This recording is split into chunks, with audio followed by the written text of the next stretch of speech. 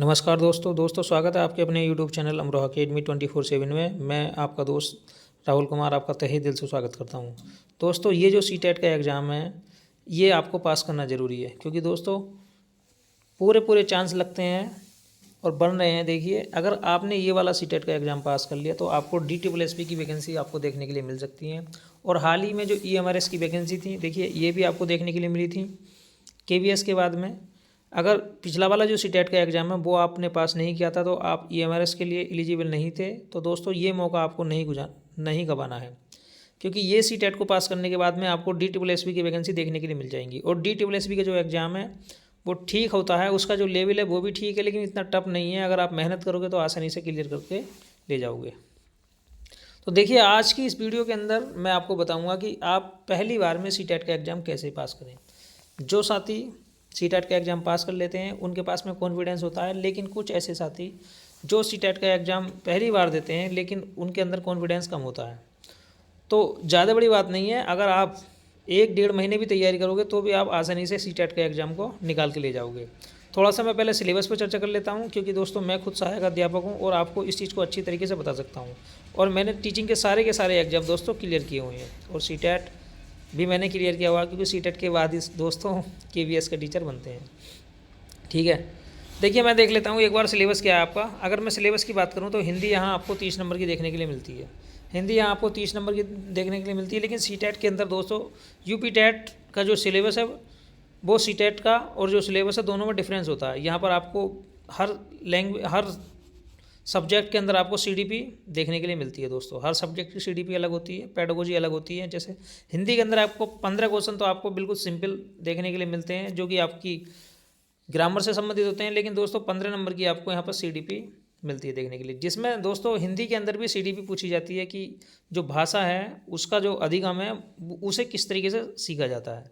ठीक है, तो यहाँ पर आपको 15 नंबर की ग्रामर मिलेगी देखने के लिए और 15 नंबर की आपको CDP देखने के लिए मिल सकती है। ठीक है, और हिंदी की इंग्लिश की अगर बात करी जाए तो सबसे ज़्यादा जो टफ होता है सीटेट के एग्जाम में वो होती है इंग्लिश, क्योंकि यहाँ पर पैराग्राफ भी बहुत अच्छे खासे आते हैं। यहाँ पर दोस्तों 15 एक बार मेरे 19 नंबर आए थे, बाकी 15-16 नंबर से बनाने भारी पड़ते हैं इंग्लिश में। लेकिन इंग्लिश के अलावा आपको संस्कृत भी देखने के लिए मिलती है दोस्तों। आपने जो भी लैंग्वेज चूज की है आप उसी को करते हैं। जैसे इंग्लिश की बात करी जाए तो इंग्लिश करेंगे आप, हिंदी अगर आपने चूज करी है तो हिंदी करेंगे। तो देखिए यहाँ भी आपको ग्रामर वही आपको पैराग्राफ देखने के लिए मिलेगा भाई 15 नंबर का, और बाकी 15 नंबर का आपको CDP यहाँ देखने के लिए मिलेगी। ठीक है, तो देखिए, और बाकी मैथ की बात करी जाए तो यहाँ पर देखो मैथ, अगर मैं यूपी टेट की बात करूँ तो उससे डिफरेंट होता है इसका मैथ। वहाँ सिंपल मैथ होता है, लेकिन यहाँ पर आपको 15 नंबर का मैथ देखने के लिए मिलेगा और 15 नंबर का आपको CDP यहाँ पर देखने के लिए मिलेगी।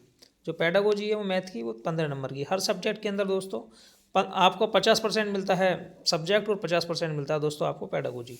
EVS की बात करी जाए या CDP की बात करी जाए, CDP तो आपको कंप्लीट मिलती ही मिलती है, क्योंकि CDP तो होती है। ठीक है, बाकी हर सब्जेक्ट के अंदर CDP के आपको 50% का पोर्शन देखने के लिए मिलता है। अब बात कर लेते हैं तैयारी कैसे करी जाए। देखिए, आपको सबसे पहले जो हाल ही में एग्जाम हुआ है उसके 3 साल के प्रैक्टिस सेट उठाइए।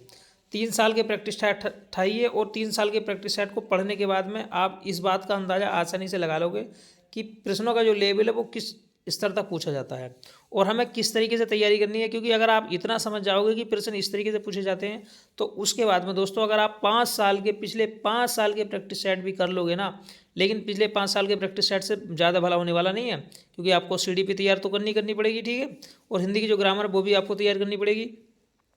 और दोस्तों उसके साथ साथ में मैथ आपसे आना चाहिए, ऐसा नहीं है कि आप बिल्कुल मैथ में लुल लें, आपको मैथ भी सीखना है। ठीक है, और इसके साथ साथ में देखिए CDP तो आपको कंप्लीट सिलेबस आपको CDP का पढ़ना पड़ेगा, जो EVS है वो भी आपको पढ़नी पड़ेगी। तो लेकिन जो आपको प्रैक्टिस सेट से अनुभव मिलेगा सिर्फ इतना मिलेगा दोस्तों कि आप उससे ये अंदाज़ा लगा सकते हैं कि प्रश्नों का जो लेवल है वो इस टाइप का है। लेकिन दोस्तों तैयारी आपको करनी है, सिलेबस आप ढंग से पढ़िए। बाकी जो तुक्का मारने का मेथड है वो मैं आपको बताऊंगा। देखिए, तुक्का मारा जाता है और तुक्का सीटेट के एग्जाम के अंदर ऑब्वियसली बहुत ज़्यादा तुक्का चलता है। अगर आपने चीज़ों को बारीकी से पढ़ा है और आपकी जो चीज़ों को समझने की क्षमता है वो अच्छी है तो आप ज़्यादा ना पढ़ के भी 1 महीने के अंदर भी 15 दिन के अंदर भी सीटेट को निकाल सकते हैं, कोई ज़्यादा बड़ी बात नहीं है। क्योंकि दोस्तों यहाँ पर जितने ऑप्शन होते हैं ना, उनमें निगेटिविटी नहीं होती है। जितने ऑप्शन पूछे जाते हैं वो देखिए, जितने भी ऑप्शन होते हैं सीटेट के एग्जाम के अंदर, पहली बात तो आपको उन सारे ऑप्शनों को काट देना होता है जिनके अंदर निगेटिव बातें लिखी हुई हैं, ठीक है। क्योंकि यहाँ पर पॉजिटिव बातों को वरीयता दी जाती है। जिस प्रकार इंसान को अपने जीवन में पॉजिटिव रहना चाहिए, उसी प्रकार सीटेट के एग्जाम के अंदर भी ऐसा समझ लीजिए, पॉजिटिव अगर आप आंसर देते हैं तब आपका आंसर बिल्कुल सही होने के चांस रहते हैं। निगेटिव ऑप्शनों से बचना होता है।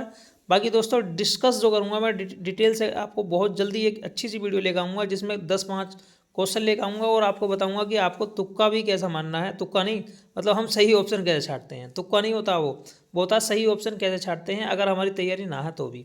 बाकी देखो, तैयारी का कोई शॉर्टकट नहीं होता है। जब तक आप तैयारी ढंग से नहीं करोगे तब तक, अगर आपने सीटेट का एग्ज़ाम पास भी कर लिया है तो आप जो टीचर का एग्ज़ाम होता है उसके अंदर लुढ़क जाओगे, ठीक है। तो ये जो वीडियो होती है ना, देखिए, लेकिन इन वीडियो से सिर्फ ये सीख लीजिए कि हम अच्छा कैसे कर सकते हैं। तो ऐसा कोई फंडा होता नहीं है कि फर्स्ट अटेम्प्ट में एकदम बिना पढ़े तो एग्ज़ाम कैसे पास करें, नहीं, बिना पढ़े कुछ नहीं होता है। बिना पढ़े कुछ होता नहीं है। पढ़ना तो पड़ेगा, डेफिनेटली पढ़ना पड़ेगा, लेकिन मैं आपको बता सकता हूँ कि आप सही उत्तर कैसे छाँटें। भाई जो ऑप्शन होते हैं उनमें से छाँटने का जो तरीका है वो मैं आपको बिल्कुल अच्छी तरीके से दोस्तों बताऊँगा। लेकिन ये जो मौका है बिल्कुल गंवाना नहीं है आपको, क्योंकि इस मौके के बाद में आपको DSSB की वैकेंसी देखने के लिए दोस्तों बिल्कुल मिलेंगी, ठीक है दोस्तों। देखिए, देखो EMRS का जो पेपर है उसकी तैयारी भी करती रहिए, और उसके साथ साथ में आपको यूपी के अंदर LT ग्रेड की वैकेंसी देखने के लिए दोस्तों बिल्कुल मिलेगी, ठीक है। और बाकी जो स्टेट हैं उनमें वैकेंसी आपको देखने के लिए दोस्तों मिल ही जाएगी।